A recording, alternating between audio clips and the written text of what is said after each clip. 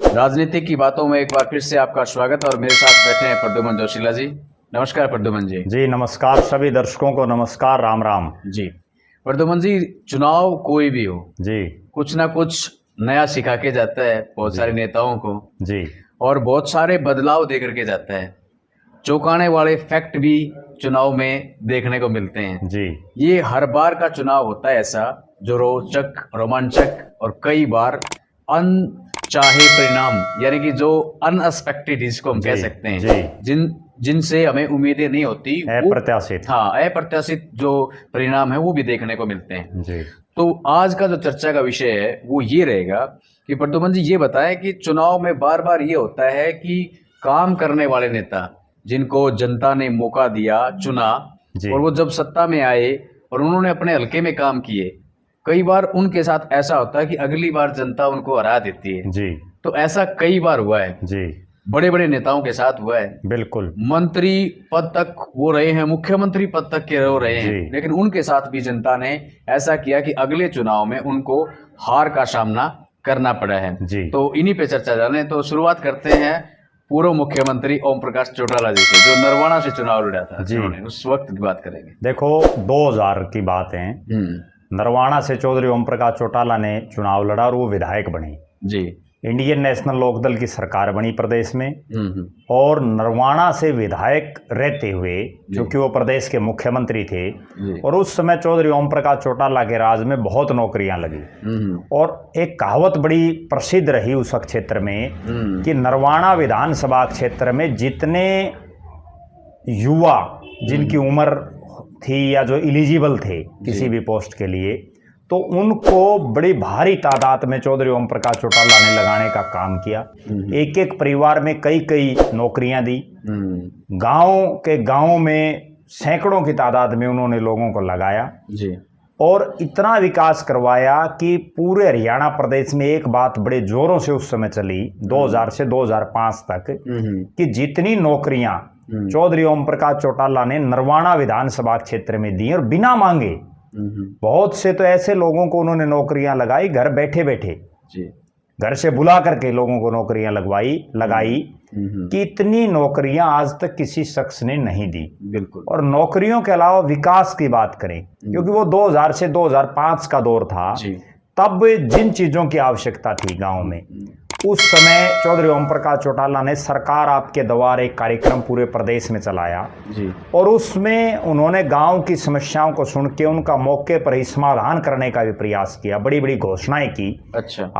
हम दोनों का जो गांव है कंवारी, उसमें भी चौधरी ओम प्रकाश चौटाला सरकार आपके द्वार कार्यक्रम में आए थे जी, अपना गाँव में। और उन्होंने एक गजब की बात भी कही जी। उन्होंने ये कहा था, मुझे याद है जी, मैं उस वक्त बल्कि ना जब तुम बच्चे होते थे जी, लेकिन मंच के पास बैठे थे जी, और उन्होंने ये कहा था, भाई कुंवारी आड़े हो जी, जब तारा वर्गा एक दो हल्का और हो जाता जी, तो मेरी तो लुटिया डूब गई थी जी। उन्होंने मजाक में ये बात कही थी, क्योंकि उस वक्त वो अपना हल्का था मेरे ख्याल से आ रहे थे, रामकिशन फौजी विधायक बने थे जी, और वो चुनाव हार गए थे। उसके बावजूद उन्होंने कंवारी गांव में दीप्ति उमाशंकर जो है वो डीसी हुआ करती, और सुनील कुमार लांबा वो उनके नजदीकी रिश्तेदार भी हैं, और वो भवानी खेड़ा के सर्वेसर्वा थे जी। और तमाम बहादुर सिंह शिक्षा मंत्री थे, वो तमाम वाक्य याद है हमें, रणबीर सिंह मंदोला, शशि रंजन परमार, ये तमाम नेता वहां आए हुए थे जी। और उस समय भले ही हमारा गाँव हिसार जिले में था, 80 तहसील थी, लेकिन हल्का भिवानी जिले में था। बिल्कुल। तो भिवानी जिले के भी और हिसार जिले का तमाम प्रशासन वहां आया हुआ था हाँ। तो चौधरी ओम प्रकाश चौटाला ने बहुत सी घोषणाएं भी की, उनको अमली जामा पहनाने का भी काम किया। तो इसी तरह से नरवाना विधानसभा क्षेत्र की जो हम बात कर रहे थे, वहां इतने काम उन्होंने करवाए कि लोगों के दिमाग में ये था कि 7 पीढ़ी भी चौधरी ओम प्रकाश चौटाला का परिवार यहाँ से चुनाव नहीं हार सकता। ठीक बात। लेकिन जैसे ही चुनाव आया विधानसभा का 2005 में, रणदीप सिंह सुरजेवाला ने चौधरी ओम प्रकाश चौटाला को उसी नरवाना में हरा दिया। बिल्कुल। और लोग रोए थे उस समय ये कह करके कि इतने काम करवाने वाला आदमी और इतनी नौकरियां देने वाला का आदमी जो निजी कार्य है, बिल्कुल, नौकरी किसी पूरे गांव का विकास नहीं है, नौकरी से उसमें एक परिवार का विकास है पहले, तो उसके बावजूद उनको हरा दिया। ठीक बात। उससे पहले की अगर मैं बात करूं, मुझे लगता है प्रद्युमन जी जी। उस वक्त चौधरी ओम प्रकाश चौटाला ने 2 जगह से नामांकन किया था। 2 जगह से चुनाव लड़ा था उन्होंने, रोड़ी और नरवाना। वो रोड़ी से चुनाव जीत गए थे और नरवाना से हार गए थे। और एक और बड़ी गजब की बात थी, 9 विधायक बने थे इंडियन नेशनल लोकदल के। उन 9 में से 8 SC रिजर्व सीटों से जीते थे, केवल 1 जनरल सीट से जीता था और वो चौधरी ओम प्रकाश चौटाला रोड़ी से जीत गए थे। नरवाना से वो चुनाव हार गए थे और उन्होंने रोड़ी से इसीलिए लड़ा था, रोड़ी जो कि उनका गृह हल्का था, कि नरवाना में इतने काम करवाने के बावजूद जो उनके पास इनपुट था कि कहीं कुछ ना कुछ हो सकता हार भी हो जाए, इसीलिए उन्होंने, अगर वो फुल कॉन्फिडेंट होते तो एक ही सीट से लड़ते निश्चित रूप से। कोई भी राजनीतिक आदमी 2 सीटों से तभी चुनाव लड़ता है जब वो अपनी जो उसकी परंपरागत सीट है, उस जहां से वो चुनाव लड़ रहा है, पिछली बार उसने लड़ा है, वहां से उसकी श्योरिटी ना हो चुनाव जीतने की। हालांकि उसके बाद भी उन्होंने फिर वो नरवाना, और उसकी एक और खास बात, नरवाना से वो चुनाव हारे।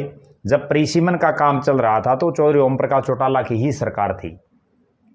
हालांकि जब वो परिसीमन लागू हुआ तो चौधरी भूपेंद्र सिंह हुड्डा मुख्यमंत्री बन गए। उसके बाद तब से लेकर के आज तक एक 30 नरवाना के लोगों के दिमाग में है, और उसके लिए वो कहीं ना कहीं चौधरी ओम प्रकाश चौटाला को ही जिम्मेदार मान रहे हैं कि उसके बाद परिसीमन में नरवाना को SC रिजर्व कर दिया गया था। ठीक बात। और SC रिजर्व होने के बाद 2009 और 2014 दोनों चुनाव में वहां इंडियन नेशनल लोकदल का विधायक बना पृथ्वी सिंह नंबरदार। बिल्कुल।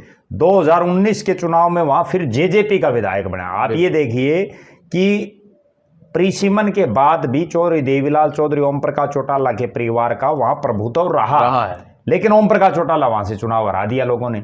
उससे पहले की अगर हम बात करें, चौधरी बंसीलाल जी ने भिवानी में बहुत काम करवाए, लेकिन एक ऐसी लहर आई उनके खिलाफ, ऐसा माहौल बना कि चंद्रावती जी जो एक बहुत साधारण परिवार से थी, उन्होंने चौधरी बंसीलाल को हरा दिया। चौधरी धर्मवीर सिंह ने चौधरी बंसीलाल को हरा दिया। हालांकि बाद में वो कोर्ट में चला वो मामला, वो बड़ा विवादित चुनाव था, लेकिन हार है। चौधरी धर्मवीर सिंह ने चौधरी बंसीलाल को हरा दिया। उसके बाद उसी तोशाम की भूमि पर, जिस पर चौधरी बंसीलाल के परिवार ने इतने काम करवाए, टिब्बों में जहां कौवे की भी आंख निकल आती हैं, उस रेतीली जमीन पर कई फुट ऊपर पानी पहुंचाने का काम चौधरी बंसीलाल ने किया। मैं ये कहता हूं कि चौधरी बंसीलाल से, मेरी नजर में चौधरी बंसीलाल से बढ़िया इंजीनियरिंग कोई नहीं हो सकता। इंजीनियर कहेंगे तो बिल्कुल, जो उनकी इंजीनियरिंग थी, जो लिफ्ट सिस्टम से उनका जो प्लान था ना पानी ले जाने का, देखो वाकई में आज चौधरी बंसीलाल ने तोशाम, भिवानी, लोहारू और दादरी, महेंद्रगढ़, सतनाली, उस इलाके में आज भी लोग कहते हैं, और वो वास्तविकता भी है। बिल्कुल, जो काम चौधरी बंसीलाल ने करवा, बाकी की सरकारों पर तो उनको रंग रोगन भी नहीं हुआ। ठीक बात। उनकी मरम्मत तक भी नहीं करवा पाई। बिल्कुल। इतना विकास करवाने के बावजूद 2000 के चुनाव में चौधरी सुरेंद्र सिंह, जो चौधरी बंसीलाल के बेटे थे, वो चुनाव हारे। धर्मवीर सिंह ने उनको चुनाव हराया। लोकसभा की बात कर लें, अजय सिंह ने उनको हराया। जी। कुलदीप बिश्नोई ने 2004 में हराया। तो कहीं ना कहीं काम आप कितने कर लें, लेकिन एक ऐसी मुंह चल पड़ती है विधानसभा क्षेत्र में, उस समय लोग आपके काम का कोई महत्व रखते ही नहीं। बिल्कुल ठीक बात। और वो बिना देखे जो है, क्या पता किसी ऐसे आदमी को बना दे जो जिंदगी में कभी काम नहीं आया हो किसी के, लेकिन फिर भी वोट डाल देते हैं लोग। मैं एक बार गोलागढ़ गया इनके गांव में, बंसीलाल के गांव में, तो जब बात कर रहे थे तो एक आदमी ने गजब की बात बताई जी। वो बोले भाई हम तो कदे डोली में पानी लेके आया करते, कुआं से निकाल डोली में। बिल्कुल। लेकिन आज हमारे खेत में फुहारे चल रहे हैं, फसलें गेहूं हो रही हैं। मतलब इतना ज्यादा विकास कोई आदमी सोच नहीं सकता। एक बहुत बड़ा वाक्या है, जब चौधरी बंसीलाल कुछ भी नहीं थे, वो अपनी पढ़ाई लिखाई कर रहे थे, तो पंजाब के एक मंत्री, जूई गांव पड़ता, गोलागढ़ छोटा गांव है, जूई बड़ा गांव उसके 4 किलोमीटर दूर है। हाँ, तो उस जूई में आ गए, तो वहां जो गांव वाले थे उन्होंने कहा भाई कोई ऐसा लड़का ढूंढो जो यहाँ स्टेज संचालन कर सके, क्योंकि उस समय संयुक्त पंजाब था। हाँ बिल्कुल। तो जो है मंत्री जी का स्वागत करें। उन्होंने जब मांग पत्र रखा तो बंसीलाल जी के दिमाग देखिए आप, कि उन्होंने ये कहा कि हमारे इस गांव में आप लाइट पहुंचा दीजिए। अच्छा, तो उन्होंने ये कहा कि लाइट तो सपने में भी नहीं आ सकती। ठीक बात। लेकिन जब चौधरी बंसीलाल प्रदेश के मुख्यमंत्री बने, उन्होंने पहली बात एक ही कही कि हरियाणा का कोई गांव बिना बिजली के ना रहे। बिल्कुल। और उन्होंने हरियाणा, इसीलिए उनको हरियाणा निर्माता कहा जाता है। वरना चौधरी बंसीलाल तो हरियाणा बने 1966 में, वो मुख्यमंत्री बने 68 में। जब हरियाणा बना तब तो भगवत दयाल शर्मा प्रदेश के मुख्यमंत्री बने थे, उसके बाद राव बीरेंद्र सिंह प्रदेश के मुख्यमंत्री बने, उसके बाद चौधरी बंसीलाल का नंबर आया। उसके बावजूद उनको हरियाणा निर्माता सिर्फ इसीलिए कहा जाता है बिजली कि और जो उन्होंने काम किए कोई आदमी सोच ही नहीं सकता। उसके बाद भी बहुत मुख्यमंत्री प्रदेश के सीमित बने। संसाधन उस वक्त तो बिल्कुल और सीमित उस संसाधन। समय तो कुछ था ही नहीं हरियाणा प्रदेश में, ठीक बात है। क्योंकि नया नया राज्य, जब नया नया कोई घर बसाता है तो आप अंदाजा लगाओ भाई कितनी आदमी को तकलीफें उठानी पड़ती हैं। ये हमने 2 आदमियों का जिक्र किया। बिल्कुल। एक रागनी बनी हुई है जी, गुलाब सिंह खंडेलवाल ने गा जी, के रखी है। जी, तो शाम भिवानी माऊ की ढाणी, बिल्कुल। पानी पीवे, पानी नलका, नलका, बिल्कुल। बहुत गजब की रागनी थी। और एक बहुत गजब की रागनी थी। उसके अलावा जब चौधरी सुरेंद्र सिंह 2005 में प्रदेश के कृषि मंत्री बनने का उनको सौभाग्य फिर से मिला, मंत्री बने वो चौधरी भूपेंद्र सिंह हुड्डा की सरकार में, तो उनके निधन से 2-3 दिन पहले वो एच यूनिवर्सिटी में आए हुए थे इशार में। और उस समय भी उन्होंने जो एक भाषण दिया था जो बड़ा चर्चित, आज भी चर्चित है उनके देहांत के वर्षों बाद भी। तब उन्होंने ये कहा था कि चौधरी बंसीलाल ने जो काम करवाए, जिन टिब्बों पर पानी पहुंचाने का काम किया, जो आदमी सोच नहीं सकता था। और आज चूंकि जमीनें कम हो गई हैं तो वैज्ञानिकों से उन्होंने एक अनुरोध किया था कि आप ऐसे बीज तैयार करो जिससे सीमित जमीन में और ज्यादा पैदावार हो, क्योंकि जनसंख्या बढ़ती जा रही है, जमीनें कम होती जा रही हैं। तो कहीं ना कहीं दूरदर्शी सोच उनकी थी, लेकिन उसके बावजूद लोगों ने उन जैसे शख्स को चुनाव हरा दिया। तो राजनीति में काम करना और काम लोगों के कितने भी कर लें, मुझे ऐसा लग रहा है कि वो एक मुंह चलता है और मोब जो भीड़ जो है वो किसी भी तरह से कामों को तब नहीं देखती, वो पलट देती है और चुनाव में परिणाम दूसरे होते। ये तो हमने पुरानी बात की। अब अगर लेटेस्ट की बात करें डाडा साहब, 2004 से और 2014 से और 2019 तक 5 साल में कैप्टन अभिमन्यु, 2014 से 2019 में जब मनोहर लाल खट्टर जी प्रदेश के मुख्यमंत्री थे, तब कैप्टन अभिमन्यु नारनौंद से विधायक बने थे, बहुत कम मार्जिन से वो चुनाव जीते और वो प्रदेश के वित्त मंत्री बनाए, बड़े बड़े महकमे उनको दिए। उन्होंने नारनौंद में जितना काम किया 5 साल में, 90 के 90 हल्कों में, क्योंकि कोई विधायक, कोई मंत्री, इवन कोई मुख्यमंत्री तक नहीं कर पाया। जैसे कामा की बात करें जी, आपने बताया काम, तो जैसे भाई पूछा भी जाता है भाई ऐसे कौन कौन से काम थे, तो जैसे खास करके बात उन्होंने नारनौंद हल्का प्रदेश का संभवतः इकलौता ऐसा ग्रामीण विधानसभा क्षेत्र है जिसमें कोई शहर तो लगता नहीं, नारनौंद भी एक छोटा कस्बा है। बिल्कुल।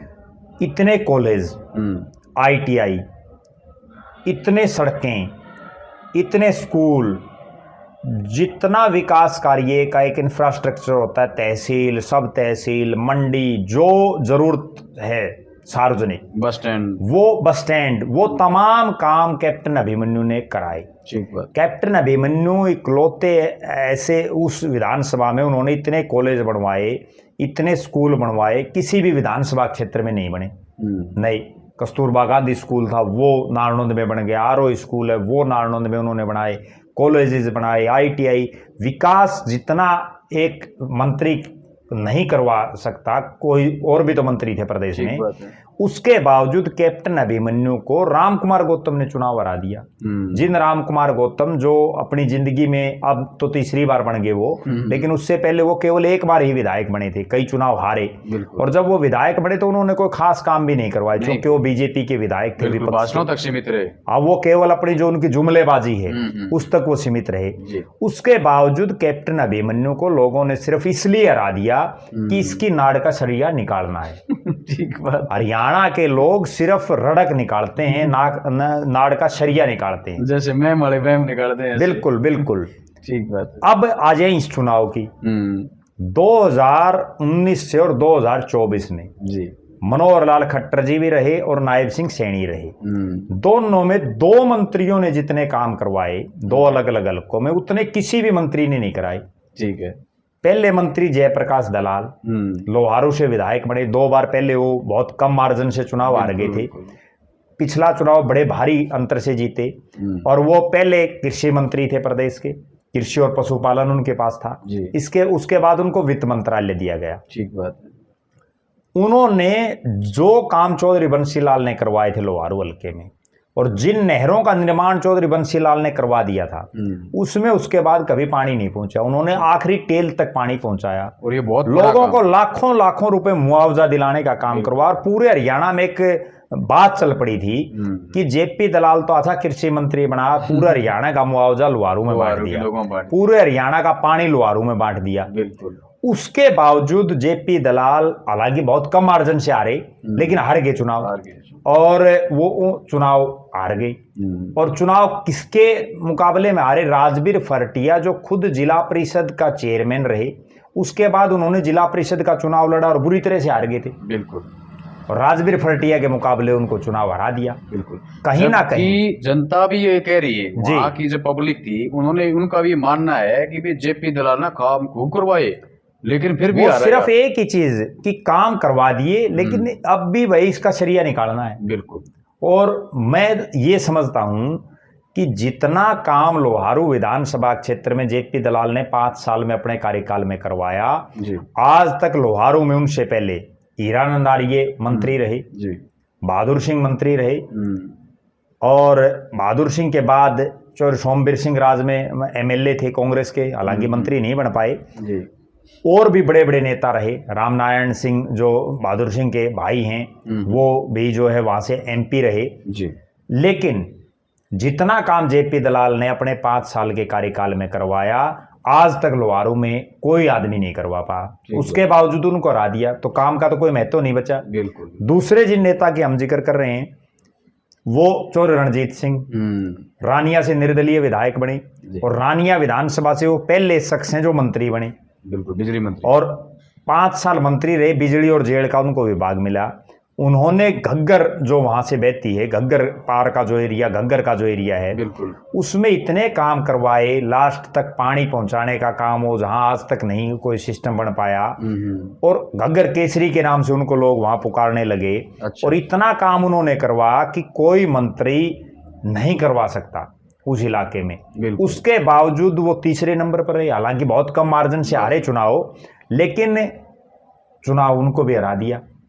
कहीं ना कहीं लोगों का दिमाग जो चुनाव के 20 दिन होते हैं उसमें ये बदल जाता, मैं जो समझ पा रहा हूं कि इसने आपका भला किया या इसने आपका काम किया, उसको लोग भूल जाते हैं। वो सिर्फ ये देखते हैं कि हमने तो इस बार इसकी रड़क निकालनी है। ठीक बात। और वो बिना काम की रड़क के चक्कर में पूरे हल्के का, आप एक चीज देख लेना, आप मैं इन तीनों विधानसभाओं की बात करता हूं, नारनौंद, लोहारू और रानिया, अगले 5 साल यहाँ का मतदाता पूरी तरह से पछताएगा।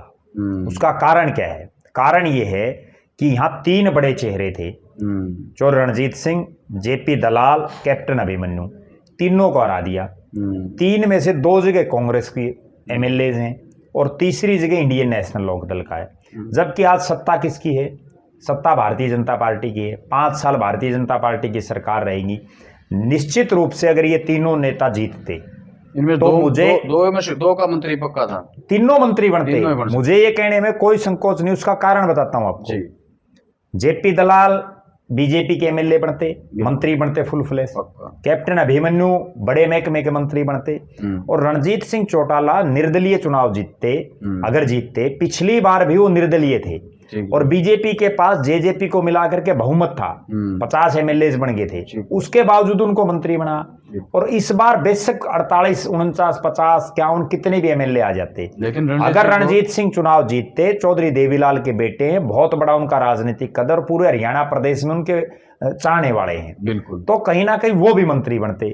तीनों मंत्री बनते, 5 साल फिर काम होते, बिल्कुल। और 10 साल अगर किसी विधानसभा क्षेत्र में लगातार काम हो जाए तो वहां का जो वहां की जनता है वो अपने आप में बाकी विधानसभा क्षेत्रों के मामले हर तरह से अपग्रेड हो जाती। वो आर्थिक रूप से भी मजबूत होते, सामाजिक रूप से भी मजबूत होते, और राजनीतिक तौर पर भी उनका कद बढ़ जाता। ये तीनों विधानसभा क्षेत्रों के जो मतदाता हैं, आप देख लेना, अगले 5 साल पछताएंगे। ठीक बात। क्यों? क्योंकि जो विपक्ष के विधायक हैं वो सिर्फ एक, हालांकि मैं एक और बहुत कड़वी बात बताऊं, विधायक विधायक होता है, भले ही वो विपक्ष का हो, अगर वो चाहे तो विपक्ष का विधायक भी सरकार से अड़ करके काम करवा सकता है, लेकिन तीनों जगह ये बहाने तैयार मिलेंगे कि हम तो विपक्ष में, हम कुछ नहीं करवा सकते। ठीक बात। और 5 साल लोगों को केवल गोली देने का काम ही चलेगा, क्योंकि वो सिर्फ इतना ही कहेंगे कि हम तो विपक्ष में क्या करें। जबकि एमएलए तो एमएलए है, वो चाहे सत्ता पक्ष का है विपक्ष का है। ठीक है, अगर मंत्री बन जाए वो एक अलग बात हो जाती है, लेकिन विधायक मंत्री तो 14 बनेंगे, बाकी तो विधायक बीजेपी की भी तो वो विधायक ही हैं। जब वो काम करवा सकते हैं तो विपक्ष का विधायक क्यों नहीं करवा सकता? बिल्कुल। लेकिन करवाने की मंशा चाहिए। मेरा निजी रूप से ये मानना है कि जितने बड़े जो नेता काम करवाते हैं, मंत्री तो और भी बहुत से हैं। एक और खास बात बताता हूं आपको, इन तीनों विधानसभाओं की जहां हम अभी वर्तमान का जिक्र कर रहे हैं, मनोहर लाल जी की सरकार में भी बहुत से मंत्री थे, लेकिन उन मंत्रियों में कैप्टन अभिमन्यु का ही नाम बार बार लोगों की जुबान पर आता था और पूरे प्रदेश में आता था। बिल्कुल। इसी तरह से मुख्यमंत्री की रेस में मनोहर लाल जी की और नायब सिंह सैनी की सरकार में भी बहुत मंत्री थे, 1 दर्जन के आसपास। लेकिन जो रणजीत सिंह और जेपी दलाल, इन्हीं 2 का ही नाम प्रदेश की राजनीति में 5 साल तक चर्चा में रहा। और वो ना केवल यहाँ बल्कि डबवाड़ी से लेकर के और पलवल तक और नांगल चौधरी से लेकर के पंचकुला, कालका, चंडीगढ़ तक इन दोनों की चर्चा रही। लेकिन विधानसभा में जो परिणाम अब आया, लोगों के दिमाग में पता नहीं क्या चल रहा है कि वो ये चाहते हैं कि जितना ताकतवर लोग आदमी हो उसको सबसे पहले डालो। ठीक बात, घेरो उसको घेर दें। ठीक बात। और उसका परिणाम फिर वो 5 साल जब पछताते हैं ना, तब मेरे पास बहुत से लोगों के फोन आते हैं, आपको बताऊं, नारनौंद से भी, लोहारू से भी, रानिया हल्के से भी। वो ये कहते हैं कि भाई अगर ये जीत जाते तो पूरी चौधर आती है हल्के में। लेकिन वो उस समय जब वोट डालते हैं या उससे पहले उस बात को भूल जाते हैं। तो कहीं ना कहीं मेरा कहने का तात्पर्य ये है कि जरूरी नहीं आप बड़े लोगों को जिताओ, लेकिन आप काम करने वाले को जिताओ।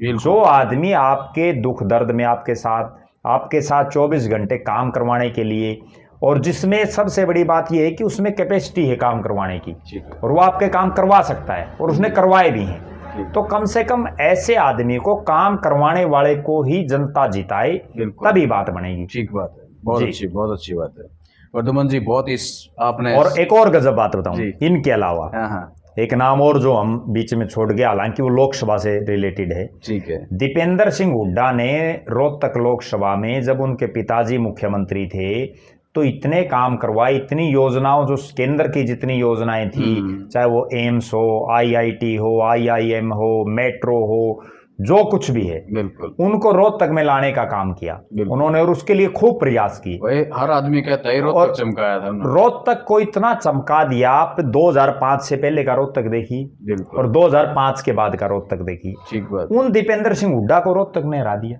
हालांकि उस चुनाव बड़ा रोमांचक था। उन अरविंद शर्मा के मुकाबले, जिन्होंने रोहतक लोकसभा में कभी कुछ किया ही नहीं था, और वो जीतने के बाद भी बहुत कुछ नहीं कर पाए। इसी तरह का एक उदाहरण मैं और देता हूं। रणदीप सिंह सुरजेवाला जब कैथल से विधायक बने और वो फिर हुड्डा साहब के राज में मंत्री भी बने, उन्होंने कैथल को इतना चमका दिया। रोहतक के बाद कैथल में काम हुए थे हुड्डा राज में, और उनको लीलाराम गुर्जर के मुकाबले चुनाव हरवा दिया लोगों ने। तो कहीं ना कहीं लोगों की मानसिकता यही है कि बड़े आदमी को भले ही वो काम करवाता हो, लेकिन उसको पटकना ही पटकना है। बिल्कुल। इसलिए जो है उन क्षेत्रों में फिर विकास रुक जाता है। ठीक बात। कहीं ना कहीं पिछले 5 साल में आप देखिए रोहतक में कितना काम हुआ जब दीपेंद्र हुड्डा हारे। 5 साल जब रणदीप सिंह सुरजेवाला हारे तो क्या हुआ, लीलाराम गुर्जर ने कितने काम करवाए। इसी तरह से अब जो ये तीनों विधानसभाओं की जिनके हम जिक्र कर रहे हैं, इनमें ये जो तीनों विधायक बने हैं, चाहे अर्जुन चौटाला हो, राजवीर फरटिया हो, जस्सी पेटवाड़ हो, वो कितना काम करवा पाएंगे। ठीक बात, देखने वाली बात है। इस बात पर हम 5 साल बाद फिर चर्चा करेंगे। जी। तो आज की वीडियो में इतना ही जी, फिर मिलेंगे एक नई वीडियो और एक नए विषय के साथ में। तब तक के लिए प्रद्युमन जोशीला को और मैं संजय रेड्डा आपसे इजाजत चाहते हैं। बहुत बहुत धन्यवाद। नमस्कार।